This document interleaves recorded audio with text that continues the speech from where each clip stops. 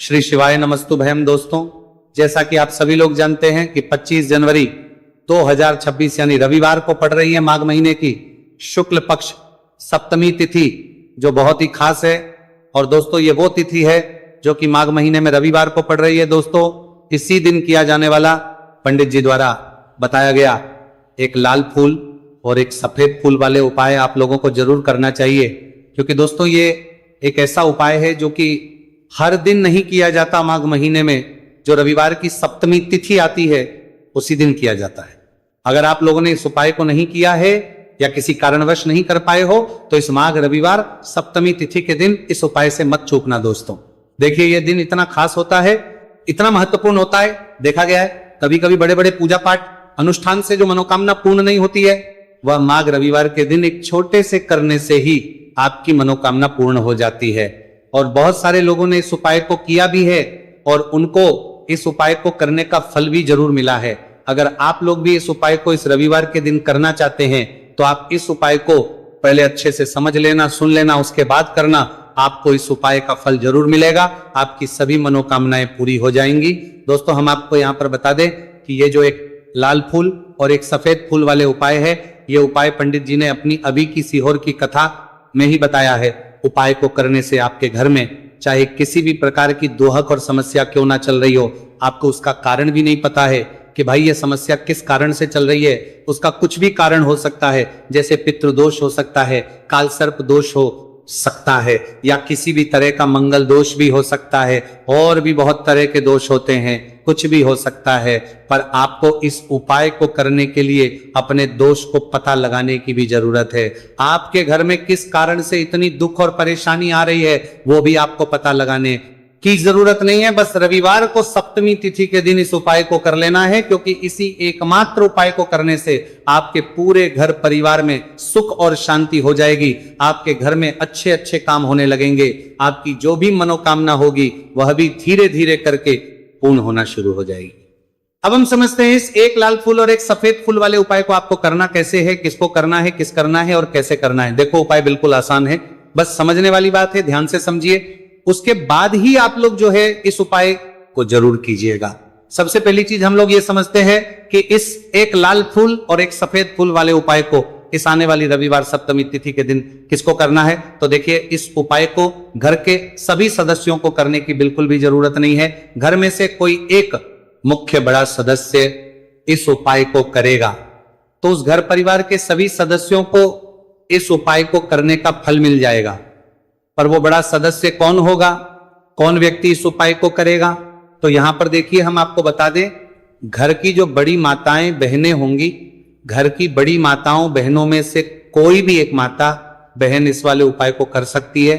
अपने पूरे घर परिवार के लिए घर में सभी सदस्यों को इस उपाय को करने की जरूरत नहीं है। मात्र घर की जो माताएं बहनें हैं उनमें से कोई भी एक माता बहन इस वाले उपाय को करेगी तो उसके घर परिवार के पूरे सदस्यों को इस उपाय का फल मिलेगा। अगर किसी कारणवश माताएं बहनें घर में उपस्थित ना हो या वो इस उपाय को ना कर रही हो, कुछ दिक्कत हो, तो भाई उस जगह पर फिर घर का कोई बड़ा व्यक्ति भी इस उपाय को कर सकता है। माताओं बहनों के कहने का मतलब यह था कि माताएं बहनें घर की लक्ष्मी होती है। जब घर की लक्ष्मी कोई उपाय करती है तो निश्चित ही भगवान शिव जी जल्दी प्रसन्न होते हैं और उपाय का फल में बहुत जल्दी और बहुत बड़ा करके भी यहां पर देते हैं। तो आप लोग ये बात समझ गए होंगे। अब हम ये बात समझते हैं कि इस वाले उपाय को हमें करना किस समय है। एक लाल फूल और एक सफेद फूल वाले उपाय को हमें सप्तमी तिथि के दिन करना किस समय है। तो देखिए, इस उपाय को करने का जो समय है, सुबह का समय भी है और शाम का समय भी है। अब देखिए, यहां पर हम मुख्य रूप से सुबह का समय नहीं बोलेंगे, क्योंकि देखिए ये जो सप्तमी तिथि है, और आप सभी लोग जानते हैं रविवार सप्तमी तिथि के दिन का प्रदोष काल का मतलब शाम का जो समय होता है ना, इस दिन भगवान शिव जी का सबसे प्रिय दिन होता है। तो आप लोग इसे एक लाल फूल एक सफेद फूल वाले उपाय को सुबह के समय भी कर सकते हो और शाम के समय प्रदोष काल में भी कर सकते हो। सुबह के समय अगर कर रहे हो तो 10 या फिर 11 बजे तक भी अगर उपाय करोगे तो भी आपको उपाय का फल मिलेगा। वही अगर शाम के समय कर रहे हो तो इस दिन जरूर शाम के समय का ध्यान रखना। कि शाम के 6 बजे से लेकर 7 बजे के बीच में अगर आप इस उपाय को कर सकते हो तो बिल्कुल कर लेना, पूरी कोशिश करना। पर अगर किसी कारणवश इस समय के बीच में ना कर पाओ तो रात 8 बजे तक भी अगर आप उपाय को करोगे तो आपको उपाय का फल जरूर मिलेगा। ये बात आपको समझ आ गई कि आप इस उपाय को सुबह और शाम दोनों समय कर सकते हो। मतलब करना आपको एक ही समय है, घर में से किसी एक ही बड़े व्यक्ति को करना है, एक ही बार इस उपाय को करना है, दोनों समय नहीं करना है। आपको जो समय अच्छा लगे आप उस समय पर इस वाले उपाय को कर सकते हैं। तो चलिए जानते हैं इन विशेष उपायों के बारे में। लेकिन उससे पहले जो भी मेरे भाई मेरी प्यारी बहनें आज चैनल पर पहली बार आए हैं या मेरी आवाज आज पहली बार सुन रहे हैं, अगर आप भी महादेव के सच्चे भक्त हैं तो वीडियो को लाइक और चैनल को सब्सक्राइब जरूर कर लें और कमेंट बॉक्स में लिखें हर हर महादेव। देखो, अब सबसे पहली बात आती है कि इस उपाय को हमें करना किस लिए है। जैसा कि हमने अभी आपसे बोला कि इस उपाय को करने के बाद आपके जीवन में बहुत सारी खुशियां आएंगी, आपकी मनोकामनाएं पूर्ण होंगी, आपकी धन की समस्या दूर होगी, आपकी पैसों की समस्या दूर होगी। अब देखिए, अगर आप लोग सोच रहे हो कि भाई हमें अपना घर बनाना है पर घर बनाने के लिए पैसा नहीं है, हमें गाड़ी लेना है पर गाड़ी लेने के लिए पैसा नहीं है, हमें जमीन लेना है पर जमीन के लिए पैसों की कमी पड़ रही है, अगर ऐसी ही दिक्कत परेशानी या किसी भी तरह की धन से जुड़ी हुई समस्या या पैसों से जुड़ी हुई समस्या अगर आपके जीवन में चल रही है तो ये उपाय निश्चित ही आपके जीवन में मतलब बहुत सारे मतलब फल लाकर दे सकता है। इसीलिए अगर आपके घर में बहुत ज्यादा मतलब दिक्कत समस्या परेशानी चल रही है, धन से जुड़ी हुई पैसों से जुड़ी हुई धन की बहुत ज्यादा कमी आ रही है, पैसों की आवक नहीं हो रही है, तो भाई आप लोगों को इस वाले उपाय को जरूर करना चाहिए। घर में से किसी एक भी बड़े व्यक्ति को अब इस उपाय में करना क्या है वो सबसे पहले हम लोग जान लेते हैं। उपाय की सामग्री हम लोग सबसे पहले जानते हैं कि इस उपाय में किस किस चीज की आवश्यकता पड़ेगी। तो देखिए, उपाय का नाम तो एक लाल फूल और एक सफेद फूल वाला उपाय है, पर इस उपाय में कुल मिलाकर 4 सामग्री हमें लगने वाली, जो कि पंडित जी ने खुद सीहोर वाली कथा में बताया है, और जो हम आपको उपाय बताते हैं वो पंडित जी द्वारा बताए गए होते हैं, अलग से हम कुछ भी नहीं बताते। तो यहां पर हम लोग समझते हैं कि इस उपाय की सामग्री क्या है। तो देखो, उपाय की जो सामग्री है वो 4 सामग्री है, जिसमें से सबसे पहली सामग्री है एक बेलपत्र। देखो, बेलपत्र क्या होती है? बेलपत्र जो शिव की शिवलिंग पर चढ़ती है। दूसरी चीज है एक शमीपत्र, शमीपत्र शिवलिंग पर ही चढ़ता है। तीसरी चीज है दोस्तों एक लाल फूल, उपाय का नाम है, तो एक यहां पर आपको लाल फूल लेना है। अब ये लाल फूल कौन सा लेना है? देखो, शिवलिंग के ऊपर जो लाल फूल चढ़ता हो उनमें से कोई भी एक लाल फूल पसंद कर लेना और वो कहीं से तोड़कर या कहीं से खरीद कर लेकर आना और उस लाल फूल को उपाय में प्रयोग कर लेना। उसके बाद में एक सफेद फूल का विशेष रूप से ध्यान रखना, जो सफेद फूल शिवलिंग पर चढ़ता हो सिर्फ वही सफेद फूल लेकर आना, इसके अलावा कुछ मत लेकर आना, लेकिन केतकी का मत लेना। तो एक एक मात्रा में ही आपको ये चारों सामग्री चाहिए, एक बेलपत्र, एक शमीपत्र, एक लाल फूल और एक सफेद फूल। ये चारों सामग्री आप लोग तैयार करके रख लें। प्रदोष काल में या सुबह के समय जब भी आप इस उपाय को कर रहे हैं, जैसे ही आपके उपाय की सामग्री तैयार हो जाती है तो क्या हम सीधा उपाय को करने के लिए इन चारों सामग्री को मतलब उपाय करने के लिए जा सकते हैं। नहीं तो यहां पर आपको इस बात का ध्यान रखना है कि हम भगवान शिव जी को प्रसन्न करने के लिए तो जा रहे हैं, हम अपनी मनोकामना को पूर्ण करवाने के लिए तो जा रहे हैं, पर हमें यह दर्शाना बिल्कुल भी नहीं है कि हम सिर्फ अपने फायदे के लिए भगवान शिव जी के मंदिर में आए हैं। इसलिए हम इस उपाय को करने के साथ साथ में भगवान शिव जी की पूजन अर्चना के लिए कुछ सामग्री भी जरूर लेकर जाएंगे। जैसे कि सुबह समय अगर आप उपाय को कर रहे हो, इसे एक लाल फूल और एक सफेद फूल वाले उपाय को तो भाई सुबह के समय आपको एक लोटा जल लेकर जाना है। जो लोग प्रतिदिन शिव जी के मंदिर जाते हैं, पूजन अर्चना करते हैं, जल चढ़ाते हैं, फूल बेल पत्र सब कुछ चढ़ाते हैं, भाई वो अपनी पूजन अर्चना वैसी की वैसी ही करना। बाकी जो सिर्फ उपाय को करने के लिए जा रहा है, जो कुछ भी लेकर नहीं जा रहा है, उसे कम से कम एक लोटा जल अपने घर से भरकर लेकर जाना। अगर आप उपाय को कर रहे हो, है ना, क्योंकि इस वाले उपाय को आप भगवान शिव जी की पूजन अर्चना करने के बाद ही करना।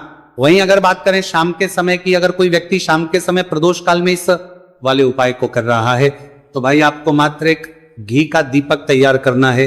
ये बात हम हमेशा बोलते हैं, शाम के समय प्रदोष काल में कोई कर रहे हो ना तो दीपक का विशेष महत्व होता है। रविवार सप्तमी तिथि दिन का प्रदोष काल में जो भी व्यक्ति दीपक जलाता है ना भगवान शिव जी के मंदिर में, भाई उसके जीवन से सारी दुख और परेशानियां भी दूर होती हैं। तो भाई इस दिन दीपक का विशेष रूप से ध्यान रखना आप लोग। अगर आप इस उपाय को शाम के समय प्रदोष काल में कर रहे हो, है ना, ये जो दीपक आप लोगे ये आटे का लोगे। जो आटा आप गूंद दोगे उसके अंदर कुछ भी मत डालना, मात्र साधा आटा लगाकर उसे तैयार कर लेना और एक मीडियम साइज का दीपक तैयार कर लेना। दीपक न ज्यादा छोटा हो न ज्यादा बड़ा हो, है ना। उसके बाद में दीपक आपका तैयार हो जाए तो इसके अंदर जो बत्ती रखोगे वो गोल बत्ती रखोगे। देखो गोल बत्ती भी दो तरह की होगी, एक बाजार की और एक घर वाली। तो कोशिश करना अपने घर में जो रुई रखी हुई है उस रुई से आप लोग एक गोल बत्ती अपने ही हाथों से बनाओ। उपाय का फल अच्छा मिलता है। भगवान शिव जी जल्दी प्रसन्न होते हैं। जब हम किसी भी उपाय को अपने हाथों से परिश्रम करके तैयार करते हैं तो आपको उस दीपक के अंदर एक गोल बत्ती रख देनी है। इसके अंदर जो चीज आप लोग डालोगे वो डालोगे शुद्ध देसी गाय का घी। इस बात का विशेष रूप से ध्यान रखना, शुद्ध देसी गाय का घी ही डालना है, तेल वगैरह नहीं। आज के दिन तो मत डालना, रविवार सप्तमी तिथि के दिन, क्योंकि भगवान शिव जी का सबसे प्रिय दिन और प्रिय समय पर हम लोग इस वाले उपाय को कर रहे हैं। तो थोड़ा सा शुद्ध गाय का घी इतना डालना कि वो दीपक कुछ समय तक चल सके। ना बाजार वाला मिलावटी घी डालना, ना भैंस का घी डालना। शुद्ध देसी गाय का घी आपको ढूंढने में थोड़ी मतलब मेहनत लगेगी और महंगा भी मिलेगा, पर गाय के घी से भगवान शिव जी प्रसन्न होते हैं और उसी शुद्ध देसी गाय के घी से घर में बरकत भी बनी रहती है और हमारे घर में सुख शांति भी बनी रहती है। इसलिए इस शुद्ध देसी गाय का घी अपने घर में हमेशा रखा करो। वो भगवान शिव जी के कार्यों में भी उपयोग में आता है और उपायों में भी हम लोग प्रयोग कर सकते हैं। तो यहाँ पर आपकी सारी तैयारियां हो चुकी है। उपाय को करते समय शुद्धता का विशेष रूप से ध्यान रखिएगा। सुबह कर रहे हो तो भाई सुबह तो आपको स्नान करना ही करना है। बाकी शाम को कर रहे हो तो शाम को मात्र हाथ मुंह धोकर भी आप लोग इस वाले उपाय को कर सकते हो। कोई दिक्कत वाली बात नहीं है भाई। उपाय की पूरी सामग्री तैयार कर और पूजन सामग्री लेकर आपको भगवान शिव जी के मंदिर पहुंचना है, जो आपके घर के पास में हो, जहां पर शिवलिंग विराजित हो, शिवालय हो, वहां पर आप लोगों को पहुंचना है। और जैसे ही आप भगवान शिव जी के मंदिर में पहुंचते हो वहां पर आप जाकर ही उपाय शुरू नहीं करना है। पहले आपको भगवान शिव जी की पूजन अर्चना करना है। पूजन अर्चना कैसे करोगे? सुबह के समय गए हो तो एक लोटा जल वगैरह जो भी पूजन सामग्री लेकर गए हो, उससे पहले पूजन सामग्री आप लोग मतलब पूजन भगवान शिव जी की कर लो। जो व्यक्ति सिर्फ एक लोटा जल लेकर गए वो शिव जी के शिवलिंग पर मात्र एक लोटा जल एक धारा से धीरे धीरे करके चढ़ा लो। अपनी पूजन अर्चना आप लोग जो है पूरी कर लो पहले। उसी के बाद अगर आप शाम के समय कर रहे हो तो पहले जाकर बैठना है भगवान शिव जी के शिवलिंग के पास में। आप जो दीपक तैयार करके लेकर आए हो उस दीपक को पहले जलाना है। ये जो दीपक आप लोग जलाओगे ना, ये किसी और की माचिस से मत जला, अपनी ही माचिस अपने ही घर से लेकर आना और इस दीपक को अपनी ही माचिस से जलाना। अगर आपने मंदिर की माचिस या किसी और की माचिस ले ली, इस उपाय को करने में इस उपाय का फल उस व्यक्ति को भी बहुत मिल जाएगा। इस बात का ध्यान रखना। अपने घर से अपनी ही माचिस लेकर जाना और इस दीपक को जलाना। दीपक को जलाने के बाद भगवान शिव जी की शिवलिंग के पास में रख देना। शिवलिंग के इतना पास में मत रखना कि शिव जी को आंच लगे, थोड़ी सी दूरी बनाकर ही जो है इस दीपक को शिवलिंग के पास में आप लोग रख दीजिएगा। अब जैसे ही आपकी पूजन अर्चना हो जाती है, भगवान शिव जी के शिवलिंग के सामने या आसपास कहीं पर भी बैठ जाइए उपाय को करने के लिए। और उपाय को करने से पहले आप लोग अपनी वो चारों पूजन सामग्री निकाल लीजिए। उपाय की जो सामग्री है वो निकाल लीजिए और भगवान शिव जी के शिवलिंग के ऊपर एक माता अशोक सुंदरी जी का स्थान देख लीजिए। माता सुंदर जी का जो स्थान होता है वो जलाधारी के ऊपर होता है। जलाधारी के बिल्कुल बीचों बीच में होता है। आप लोगों ने देखा भी होगा शिवलिंग की जलाधारी होती है। जलाधारी के बिल्कुल बीचों बीच का जो स्थान होगा वो माता अशोक सुंदर जी का स्थान होगा, क्योंकि यहीं पर हमें ये जो है उपाय को करना है। सबसे पहली चीज, अब हम उपाय को करना शुरू करते हैं। आप सबसे पहले अपनी एक बेलपत्र उठा लो। एक बेलपत्र को आपको माता अशोक सुंदरी जी वाले स्थान पर सबसे पहले समर्पित करना है। बेलपत्र की डंडी का मुख होगा जलाधारी की तरफ, जहां से जल बहता है और नीचे गिरता है, और बीच वाली बड़ी पत्ती का मुख मतलब शिवलिंग की तरफ होगा। इस तरीके से आपको इस बेलपत्र को माता अशोक सुंदरी जी वाले स्थान पर समर्पित कर देना है। उसके बाद में अपनी एक शमी पत्र उठा लो जो आप उपाय के लिए लेकर आए हुए हो। शमी पत्र को उठाकर शमी पत्र की भी जो डंडी का भाग होगा वो जल की तरफ करके, जहां से जल बहता है नीचे गिरता है उस तरफ करके, और पत्ती वाला भाग शिवलिंग की तरफ करके इस शमी पत्र को भी उस बेल पत्र के ऊपर आपको समर्पित कर देना है। समर्पित करने के बाद अब आप ले लो अपना एक लाल फूल जो आप उपाय को करने के लिए लेकर आए हुए हो। इस लाल फूल का जो खिला हुआ भाग होगा, चाहे वो गुलाब का फूल हो, चाहे कोई सा फूल जो शिवलिंग पर चढ़ता हो, भाई उस फूल का जो खिला हुआ भाग होगा वो शिवलिंग की तरफ होगा। बाकी जो पीछे का भाग होगा फूल का वो जलाधारी की तरफ, जहां से जल बहता है नीचे गिरता है उस तरफ होगा।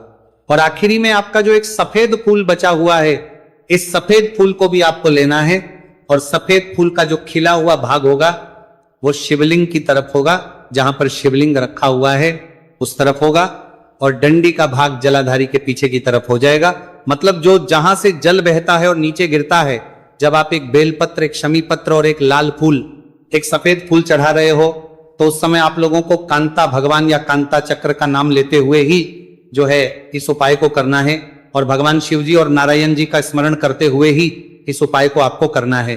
तो जब भी आप एक बेलपत्र, एक शमी पत्र, एक लाल फूल और एक कमी हो रही है, जो भी दुख और समस्या परेशानी चल रही हो आपको अपनी, वो दुख और जो है भगवान शिव जी से उपाय को पूरा करने के बाद वहीं पर पास में बैठकर बोल देना है, हाथ जोड़ के आंखें बंद करके अपनी परेशानी और श्री शिवाय नमस्तुभयम का जाप करना है। दोस्तों, आज हमने इस वीडियो में कुछ उपाय बताए हैं जो आपको करने हैं। अगर आपको वीडियो अच्छी लगी हो तो वीडियो को 1 लाइक और चैनल को सब्सक्राइब जरूर करें। हर हर